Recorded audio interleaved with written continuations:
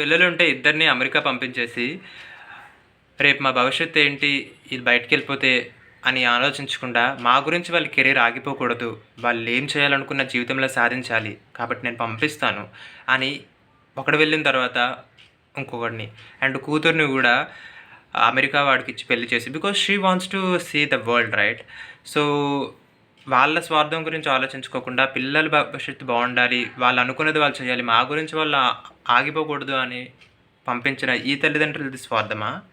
లేకపోతే మా పిల్లలు మా దగ్గరే ఉండిపోవాలి, రేపు 60-70 ఏళ్ళు మాకు వచ్చిన తర్వాత మమ్మల్ని చూస్తూ ఉండాలి, వీళ్ళు బయటకు దేశం దాటి వెళ్తే మళ్ళీ వీళ్ళు తిరిగి రారు కాబట్టి మమ్మల్ని రేపు చూడరు, మన పిల్లలు మనకు కాకుండా పోతారని మన దగ్గరే పెట్టేసుకోవాలని ఆలోచిస్తున్న ఈ పేరెంట్స్ది స్వార్థమా కదా?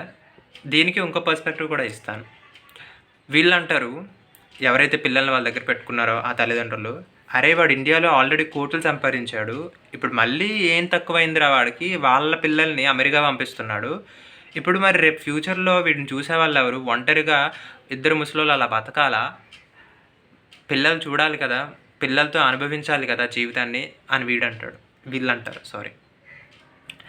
ఓకే, వీళ్ళు అంటారు, లేదండి ఇండియాలో ఉన్నా కానీ చూస్తారని గ్యారంటీ ఉందా? ఇండియాలో ఉంటే మాత్రం చూస్తారా? మరి ఇండియాలో ఉన్న వాళ్ళందరూ చూసేస్తున్నారా? బయటకు వెళ్ళి వాళ్ళు ₹1 సంపాదించుకొని మళ్ళీ తిరిగి రావచ్చు కదా. ఈవెన్ రాకపోయినా కానీ వాళ్ళు అక్కడి నుంచి పంపించే డబ్బులతో హ్యాపీగా ఇక్కడ మనం హెల్ప్ని హైర్ చేసుకోవచ్చు. డబ్బులు పెట్టి మనం కొన్ని ఏవైతే సర్వీసెస్ ఉన్నాయో వాటిని మనం అనుభవించవచ్చు, వాటితో మనం హ్యాపీగా ఉండొచ్చు, మంచి హాస్టల్లో ఉండొచ్చు, లేదంటే వెళ్ళి ఒక మంచి ఇల్లు కట్టుకొని ఒక హౌస్ హెల్ప్ పెట్టుకోవచ్చు. సో ఇలాంటి చాలా ఆప్షన్స్ ఉన్నాయి. పిల్లలు బాగుంటే ఆటోమేటిక్గా వాళ్ళు మనకు డబ్బులు పంపిస్తే మనకేం కొద్దిగా అని అనుకుంటారు.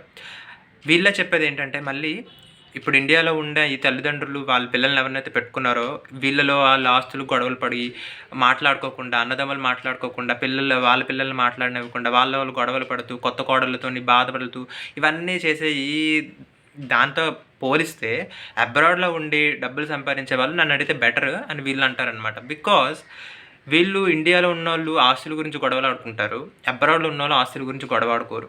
ఎందుకంటే వాళ్ళు పేరెంట్స్ ఏమి ఇవ్వలేదు అని అడగరు. వాళ్ళ కష్టంతో వాళ్ళు వెళ్ళి అబ్రాడ్లో వాళ్ళు సంపాదించుకొని వాళ్ళు ఇంకా తిరిగి పేరెంట్స్కి ఇస్తారు. And they will be so much happy and fruitful and grateful for their parents. గ్రాటిట్యూడ్తో ఉంటారు, నన్ను వీళ్ళు అబ్రాడ్ పంపించారు కాబట్టి నేను ఇదంతా చేయగలిగాను అని. వాళ్ళు ఎప్పుడు కూడా నువ్వు నాకు ఆస్తి ఇవ్వలేదని అబ్రాడ్ వెళ్ళిన వాళ్ళని అడగడం నేను చూడలేదు. వాళ్ళు ఇంకా పేరెంట్స్కి ఆస్తులు కొనిపెట్టారు. ఈ ఇండియాలో ఉన్న వాళ్ళు అయితే ఆస్తులు ఇవ్వలేదనేసి ఇంకా పేరెంట్స్ని చూడకుండా వాళ్ళ దగ్గర ఉన్న ఇల్లులు అన్నీ లాగేసుకుని నగలు ఇంకా వాళ్ళకి ఏం మిగల్చకుండా, అంటే ఫస్ట్ పిల్లలకి మంచి కెరీర్ ఇవ్వలేదు కాబట్టి వాడి దగ్గరున్న దరిద్రమంతా ఉన్న ఆస్తి అంతా అరగొట్టుకొని తర్వాత పేరెంట్స్ని బ్లేమ్ చేసే వాళ్ళు కూడా ఉన్నారు. సో ఇండియాలో ఉండి దరిద్రం అనుభవించే కన్నా పిల్లలు అబ్రాడ్ వెళ్ళి అక్కడ వాళ్ళు సెటిల్ అయ్యి వాళ్ళు తిరిగి మాకు డబ్బులు పంపించి మమ్మల్ని ఐశ్వర్యవంతులను చేస్తే వాటితో we can enjoy all the సర్వీసెస్ను అని వీళ్ళు అనుకుంటున్నారనమాట. సంవత్సరానికో 2 సంవత్సరానికో వస్తారు, ఉన్నంతకాలం నేను మా పిల్లం అనుభవిస్తాము, ఉంటాము, మాకు మేము చాలు, పిల్లలు వచ్చినప్పుడు మనవరాళ్ళతో ఉంటాము అని అనుకుంటున్నారనమాట.